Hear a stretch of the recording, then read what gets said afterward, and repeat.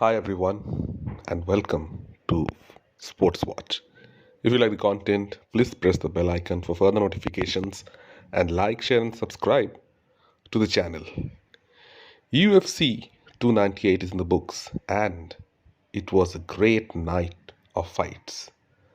In the main event, we had the performance of the night by young and upcoming challenger Ilia Topuria against a seasoned veteran and the most dominant featherweight champion ever in Alexander Volkanovski. They say belief can move mountains, and throughout this fight week, Topuria believed in himself.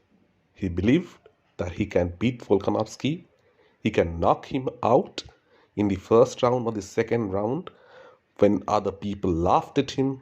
Most of the analysts were against him, but on the night, it was he that delivered. It was a spectacular performance by an upcomer. And all this gamesmanship of having his Instagram bio changed to 15-0 even before the fight kind of proved to be right. Topuria had the confidence and being undefeated, he had the mentality of a champion. And that's what some of Volk's previous opponents at featherweight didn't have. And most importantly, he had knockout power in both hands. He's a beautiful boxer in the UFC and he chooses his shots wisely. Alexander Volkanovski is a great striker himself, he's a great mover, but at times he, like his teammate Israel Adesanya, are guilty of point fighting. Point fighting, touching his opponents, moving backwards in the cage, and often not having that 1 point knockout power. So when someone like a boxer or a kickboxer is there on the other side who can match that, they're bound to have problems. Izzy had his problems with Alex Pereira, and Volkanovski sure had his problems tonight with Ilia Topuria. And the most impressive thing was, Ilia didn't leave it to the judges. It was the first time in the UFC at 145 pounds that Alexander Volkanovski was knocked out cold. He was knocked out cold before his face touched the ground. It was as dominant a finish as one could have seen in a title fight against a Volkanovski who has been undefeated in the UFC for the last 5 years. No one saw that coming. From the beginning of the first round, Topuria looked very confident. Volk was chopping his legs down, but Ilia was staying out of range and landed beautiful leg kicks of his own.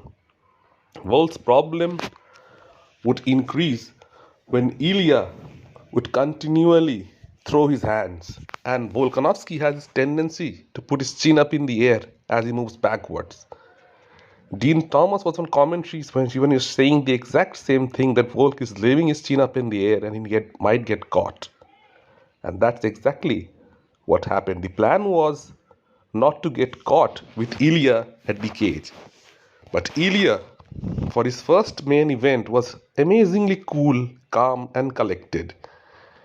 He didn't force himself on Volk. He took his time. When the opportunity presented itself, he absolutely made it count. The difference between an undefeated fighter and someone who has already tasted defeat is confidence. And Ilia Topuria had plenty of confidence in his own ability right through fight week. And it was on display on the main event at UFC 298. It was the performance of the night, and quite deservedly so. UFC has a tendency of spoiling fighters by making them take short notice fights. That short notice fight against Islam Makhachev has definitely ruined the career of Alexander Volkanovski. He was knocked out by Makhachev and he was knocked out now by Topuria. So it's a lesson for all fighters to sometimes say no when the UFC casually forces your hand. In the co-main event, it was Robert Whittaker versus Paulo Costa, a fight which was some months in the making. Costa had surgery in his hand pulled out, and Whittaker was having problems of his own, got beat by Dricus du Plessis. So it is an important fight for both contenders. And it was a good fight to watch. Robert Whittaker came back from the brink and put on a performance of a lifetime. Paulo Costa is a hard guy to put away. And because he is devastating with his hands, he can be a problem for anyone in the division. But what surprised Whittaker tonight was Paulo's kicks. That spinning wheel kick in the very first round nearly knocked Robert Whittaker out cold. Whittaker never expected that. And Paulo missed that with left high kicks and right high kicks. It was obvious that he had been working on his kicking following his defeat to Adesanya. But what he hadn't worked on is checking leg kicks. And Whittaker absolutely brutalized his legs. Paul was having success with his jab. The jab was more like a punch, and it was having its effect on Whittaker's face. But Rob is a warrior. He is a former champion for a reason, and he had to dig deep. And he's still young, and he is still fast and still agile at his age.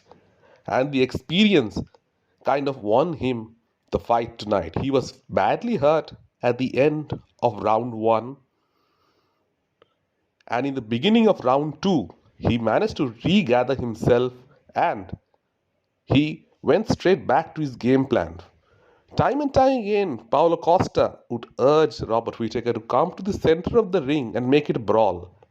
But Whittaker, being the champion that he is, never fell into those traps and kept on cutting those legs down, chopping those legs down with brutal leg kicks.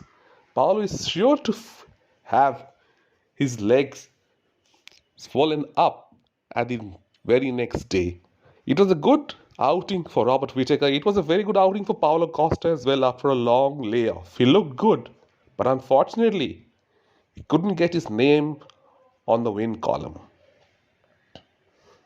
Another fight that went under the radar was Ian Garry versus Geoff Neal. Probably the most boring fight of the night. Ian Garry has been on the news, but mostly on social media about how people have been talking about his family, his son and his wife. But somehow, people always expected him to perform in the ring. Yeah, he did well against Geoff Neal, but he couldn't get the finish. And at times, when they both clinched against the cage, it was very boring, as Conor McGregor would say. Garry still needs to evolve and still needs to perform in order to be a name at the 170-pound division. But it's still a win in the column for Ian Garry, who called out Colby Chaos Covington at the end of the match. It will be an interesting fight if that ever gets made, because the trash talk would be something to watch out for. And it would be a clash of styles, because Covington's wrestling versus Ian's striking would be someone like Khabib versus Conor. The fight of the night was the main event, but another fight that was worthy contender of the fight of the night was that between former champion Henry Cejudo and challenger Merab. Now, Henry had lost his previous match to Aljamain Sterling, and he had said that if he loses to Merab, he would retire again. And boy, did Merab put on a show tonight. He was indomitable tonight. He couldn't be kept down. His cardio was insane. He out-wrestled Henry Cejudo, the Olympic champion in freestyle wrestling. Who could have imagined that ever happening? After a very good first round in which Henry barely won, he was exhausted. 2 or 3 years out of the ring in a brutal sport like mixed martial arts can never be good for your body. And at the age of 37, it's very difficult to fight against fighters who are active. And that was the major difference tonight. Merab was definitely the more active fighter. He was sharper, he was more fitter, he had cardio for days. And he kind of embarrassed Henry. He put him on his back. He was even talking to Mark Zuckerberg while choking him out. It was an embarrassing performance by Henry Cejudo, to be fair, but on the other hand, it was a dominating performance from Merab. And if he doesn't get a title shot at the end of this, it would be travesty. Sean O'Malley versus Chito Vera would be the final outcome of who Merab faces next. Probably O'Malley. And given the kind of wrestling that Merab has, it'd be interesting to see how he matches up against O'Malley.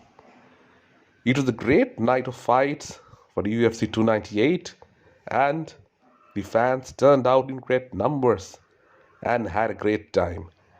Let me know in the comment section what you feel, and if you like the content, please like, share and subscribe to the channel.